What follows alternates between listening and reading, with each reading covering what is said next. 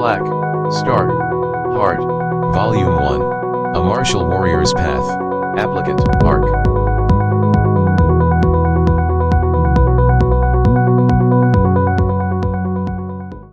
Leon huffed as he slammed the front door of his home behind him. He checked the time on his watch and noted he was just on time for dinner. There was a rule only for him that he had to follow. This rule was, when Rachael was coming to visit for dinner, he had to be home for it. Of course, he protested that the rule was barking stupid.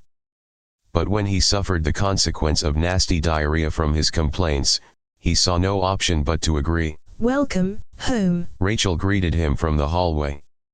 She wore a strawberry pattern apron over her bottle green A-line dress, which hung over her stocking knees. Her blue pump heels were splattered with sauce. Leon figured she had dropped a jar. "You look like a housewife." She giggled at Leon's scowling and jokingly said, "Honey, I'm about to make a pot roast." "Let me guess, it'll be more burnt pot than roast." He raised a brow. "Can you do better?" She goaded him. Leon answered by walking into the kitchen and assuming the cooking duty. Rachael was perfectly happy to sit at the dining table and watch his chef magic happen. He sighed when he realized the hunk of artificially made meat was still frozen. On the ground was a messy smudge of sauce. In addition to the medical and research institutions, the Yi family owned and operated. They also owned food processing manufacturing facilities, which were managed by the Osasuna sect. Organic foods like vegetables, fruits, meats, and seafood were all replicated from a synthetic plant protein and manufactured in various processing factories. The data was taken from a lot of recipe and biochemistry books that had survived the Golden Dawn. Although, it took the sect many years to perfect the ingredient replication. Earlier generations had to live on rice-based and chickpea rations for a long time since this was the only food source the sect could remake after that time.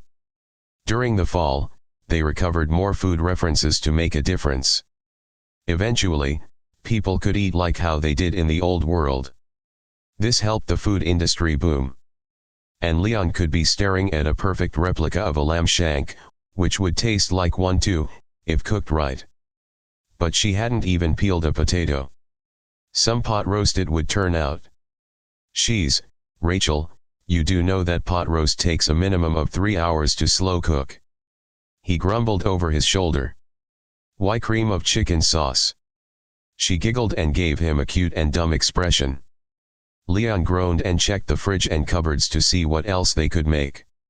He then donned an apron and went about his business. Roger and Cecilia felt energized by the savory bliss they smelt when they entered the house.